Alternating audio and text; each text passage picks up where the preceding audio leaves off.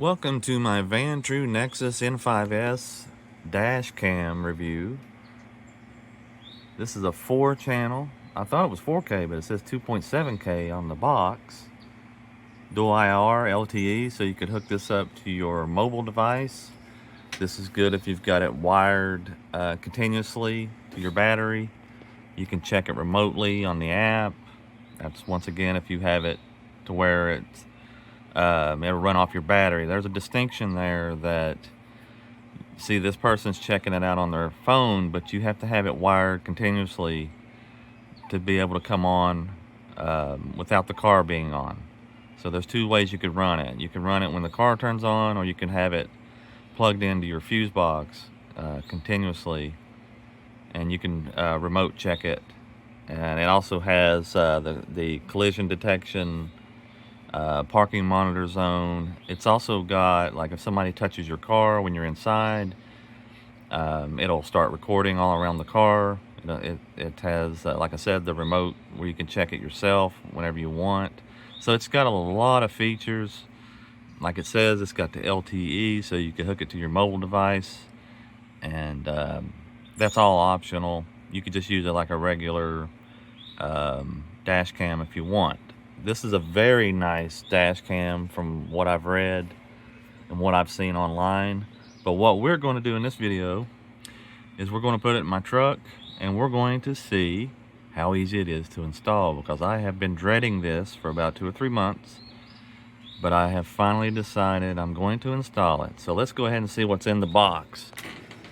I've had dash cams in the past, and it's usually the cheap ones that you get. So it's showing you which way things go. I have already opened this in the past just to see what was in it. A nice book is included. It shows you how everything works and how to install it, hopefully. And here is your main camera. You can see there. And you can see I haven't even taken the screen protector off, but you can look at all 4 of your cameras right here. You can look at one of your cameras. So I haven't mentioned it yet, but the way this works is you got a camera facing outside of your car, then you got one pointing back. So this is good for like Uber drivers and stuff, so they're able to have a camera pointing inward. And you also have a rear camera that does the same. It points out the back, and also points back inside of the vehicle. So it's probably more like that, facing outward, facing inward. I don't know. We'll find out. And that's it for this row. This is all your wiring. This is hard to do with one hand. Sorry, forgive me for this. So you've got your wiring. That's all in this big messy box here. And it looks like more wiring. So you got a lot of wires. Oh Lord, I hate this, because I just installed a backup camera with one of those big 7-inch screens that you can see when you reverse, because I've got an older truck, and that was a headache. So I can imagine this is going to be a monstrous headache for just an average DIYer. And just stuff like that. But this is the part I really wanted to see. You got a little cloth to clean everything. You got the primer pads, adhesion promoter, and then also they give you these stickers, so you're able to. Who in the world would put that on their car? I don't know. It's one of the ugliest stickers I've ever seen. But they give you 2 of them. Oh, okay. So it's in a different language. Okay. So you get 2 primer pads. I think this, I don't know what this is. Oh, okay. Yeah, this you peel and stick before you put the camera on your windshield or whatever. I think that's what that is. The same for the rear. And you also get, this is the handiest part right here. This is actually what to use to shove your wires in your inside of your like overhead and in your crevices and cracks. So, and it's actually pretty stout. It's not flimsy. So that's good. So, you know, this is about a $400 kit. You can see I've tore most of this out. Here's some of the wiring. I think I've already showed that, but I don't know if I can get this box. I'm pretty sure this is just a probably a power supply. Yeah, so you can plug it into your lighter. It's got a USB in case you want to, so it's not totally taking up all your lighter space. You can make it useful, I guess. But that's it. You get this little bit of wiring here, and we're going to be, so I'm going to start out with this, and then we'll work our way up to hard wiring it. The kit to wire it to your car permanently and make it run continuously, I think it's like $25. So I'm going to go ahead and get this installed. We'll turn it on and see how it works.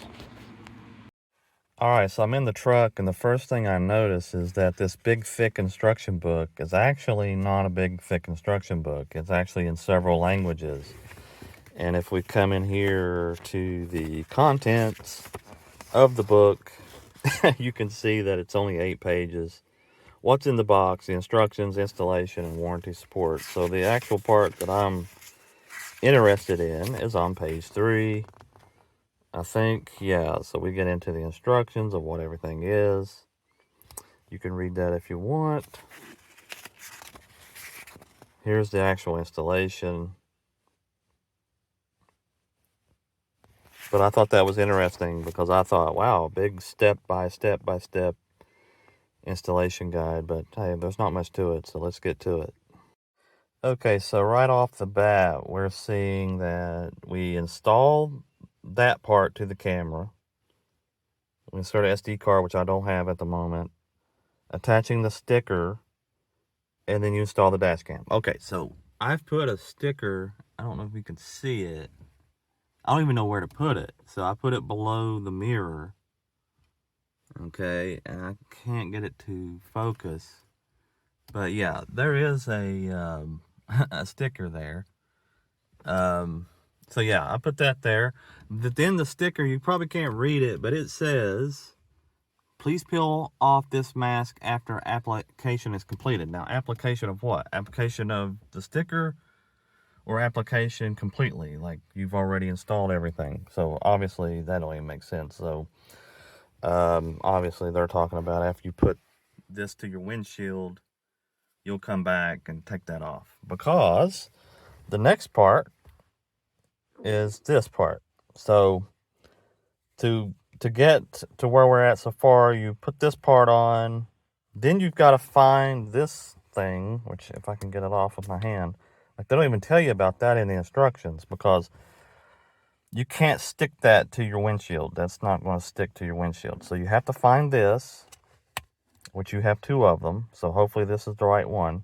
You'll peel this sticker off, and I guess you'll have a nice slick surface there to mount this to. So let's do that and find out. All right, so guess what I forgot to do? I forgot to remove the plastic, and I went ahead and stuck it through the windshield, and it was a pain in the you-know-what to get it off. But it did come off, and I was able to stick it, because if it wasn't, I would have just stuck something and glued it to it permanently one way or another. But so far, so good. It's holding in there. So according to the instructions, we are to install the adapter, car charger adapter. It's not a charger, but whatever. And then we install the rear camera. So we got to do the power first, and then we'll move on to the rear. So let's go ahead and do that. They do give you quite a bit here. Remember, I'm trying to do this with one hand. Yeah, it's a quite a bit of a, you know, wiring that comes with it. Now, the bad thing for me with this is if I choose to buy the kit later on to wire this permanently, I'm going to have to tear all this back out. But that's my fault. That's not the company's fault. It's just something that you got to think about before you install it. You know, you want to do it once and be done with it. And in my case, I'm going to probably have to do it twice. Because what happens with these, if you forget it in your car, you'll run your battery down. And my wife is bad about doing that. So I'd rather hardwire it. And when she shuts the car off, it's pretty much off unless we want it to be on. So let's go ahead and get this ran. And I'll come back. All right, so I ended up just running it along the headliner here. And then we run it down here. And then we ran it around my trim, this little black stuff here. And then I ran it underneath the dashboard. And it will plug in here. So one thing I noticed when I did plug it in, which, you know, there's all kinds of videos on YouTube with this thing, how to install it. This is not really an installation video, but it's just kind of my experience. If you don't watch videos, how would it be if you just follow the instructions? So you plug it in, and of course it comes on eventually. Let's just see. There we go. And it wants you to select your language. Which, you know, it'd be nice if this was just a touch screen. You could just say, oh, I want English, or hit OK. But obviously, one of these buttons on the bottom. Uh-oh. Lord, I don't want to select. There we go. And then you'll select your time zone. Now, I hope that this will store in memory my selections. So I thought that was interesting, that you have these little up and down buttons, but that makes you think it might be touchscreen, but actually it corresponds to underneath what you have there. So on to the next part. All right, so that's how I got it in the back. I just ran it behind that seat and then down along the rails here. And I had to run it in the same exact way I ran the power. This is a thicker cord because it's got to run power and the video. You can see it plugs into the top. The only problem I ran into during all that was actually the sticker, you know, the little 3M sticker. I went to go peel this off and this broke. And yeah, I had to get my razor blade out and do that. So anyway, that should be about it for the installation. I mean, the rest of it would be just setting it up, getting it going. Maybe I can do a quick thing on that. But another thing I wanted to bring up was I used one of these wipes. This primer. Oh my God, it stinks. And I'm not that sensitive to smells, but it smells like engine degreaser. So it probably is some kind of industrial degreaser or whatever. I don't know, but it stinks. Extra parts, things I don't know what I was... Okay, I didn't need that. It had its own sticker on the back of the rear camera.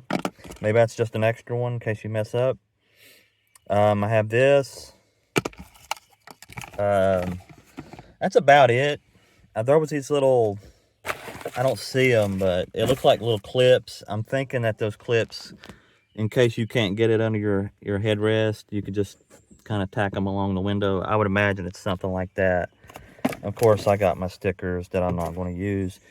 Let's go ahead and turn it on, and we'll check it out real quick. This is what we have so far. You can see me up there. It says FC. I guess that's forward camera. You got R down in the bottom left corner. That's the rear camera. The bigger one, I can't tell what that one is. That looks like, I don't know which camera that is. And then there's one facing. So there should be a camera facing out. There should be a camera facing in. And the same for the rear. And there's your mile per hour. Yeah, let's just take it for a quick ride. It tells you, I guess at the top, it says 1440p, 1080p, 1080p, 14p. So that's what all your camera resolutions are. But let's take it for a ride. I'll put an SD card in it. That's kind of bad that it says insert an SD card. I mean, you should be able to turn that off so you can at least view the cameras if you don't have an SD card in there. But there's a power button. Let's see if that works real quick. For some reason it sounds like a telephone. Okay, there we go. That made the SD card thing go away. So now you can see it better.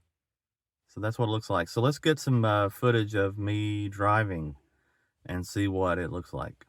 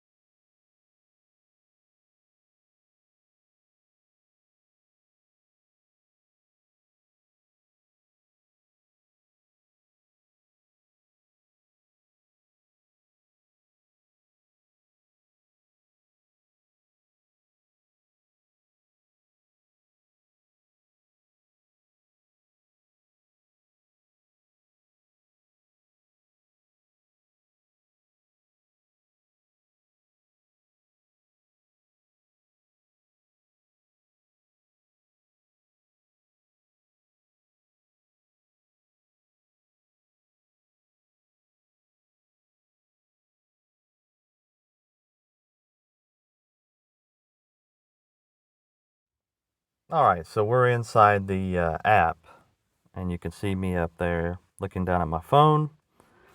You just get a live preview of everything once it connects to your phone. We can go up here and check out the camera settings. You can see everything is inside of here. So you can take things off the screen that you don't. You can turn off the status light, the recording light.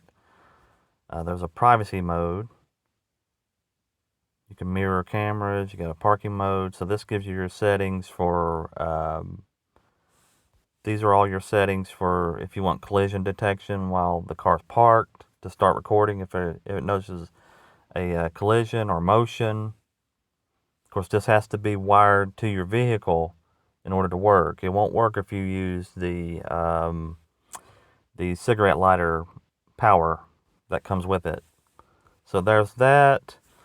Of course, you just get your live preview. Once again, this would only work if you are using it hardwired to your, I think it's your fuse box. The kit's $25. So if you wanted to, you'd have to leave your cigarette lighter plugged in otherwise, which would run your battery down. So this won't work. You won't be able to connect to your camera in your house unless you have this hardwired. So let's go ahead and go in the SD folder. And this records on a 1-minute loop. You can change that in the settings. Here's all your different event videos, snapshots. So these are the snapshots I've taken so far. You can click on those. And here's all the videos it's taken so far. Now the videos, these are on 1-minute loops, I'm assuming. So let's go ahead and check that out. Yeah, so that's 28 seconds. I don't know. It's supposed to be on a 1-minute loop. I'll have to check that out. And you do that, you know, for corruption's sake, I'd imagine. You know, if you record for 30 minutes, but for some reason it gets corrupted, well, you've lost that whole video just about. So where's that 1-minute loop? So there's your loop. You can change that to 5 minutes. Let's do that. That should be a good safe amount without losing it. But anyway, that's basically the app. I mean, you have a store and all this stuff and a community. But I'll probably never use it. And I'll probably never use the app unless I need the video. So I hope you enjoyed this video. And if you did, leave me a like, leave me a comment, subscribe. Helps the channel out. We can do more of these reviews. Thank you.